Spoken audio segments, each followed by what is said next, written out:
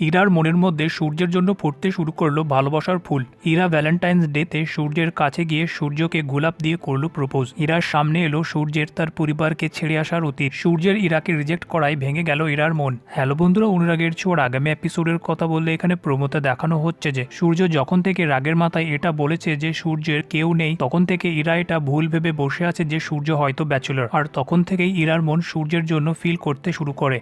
তাই ইরা সূর্যকে গিয়ে সোজা ভ্যালেন্টাইন্স ডে উপলক্ষে একটা গোলাপ দিয়ে তাকে প্রপোজ করে আর সূর্যকে তাকে একটা কফি ডেটে যাওয়ার জন্য ইনভাইট করে। কিন্তু জিনিসটা তেমনটা ঘটে না যেমনটা ইরা চেয়েছিল। সূর্য ইরার হাত থেকে ফুলটা কেড়ে ছুঁড়ে মাটিতে ফেলে দেয় আর বলে যে আমি মেয়েদেরকে দেখতে পারি না, যেটা বলে সূর্য রাগ করে সেখান থেকে চলে যায়। সূর্যের এমন ব্যবহার ইরার খারাপ লাগলেও সূর্যের জন্য ইরার ফিলিংস বিন্দু মাত্র কমে না। ইরার সিদ্ধান্ত নেয় যে সে যে করে হোক সূর্যকে নিজের করেই ছাড়বে। অন্যদিকে অর্জুন আর দীপাকে কাছে নিয়ে আসার জন্য সোনারূপা শুরু করেছে তাদের নতুন প্ল্যানিং। দীপার বাড়িকে ভ্যালেন্টাইন্স ডেতে ফুল দিয়ে সাজিয়ে সোনারূপা বলে যে এইসব অর্জুন করেছে দীপার জন্য। যেটা শুনে দীপা আবার বুঝতে পারে যে অর্জুন দীপাকে কতটা ভালোবাসে আর দীপাকে খুশি করার জন্য অর্জুন কত কিছুই না করতে পারে। এবার আগামী দিনগুলোতে এটা দেখার হবে যে সূর্যের জন্য ইরার ভালোবাসাকে প্রমাণ করার চেষ্টা, অন্যদিকে অর্জুনের দীপার ভালোবাসাকে জয় করার দৃঢ় প্রকল্প কতটা সফল হচ্ছে।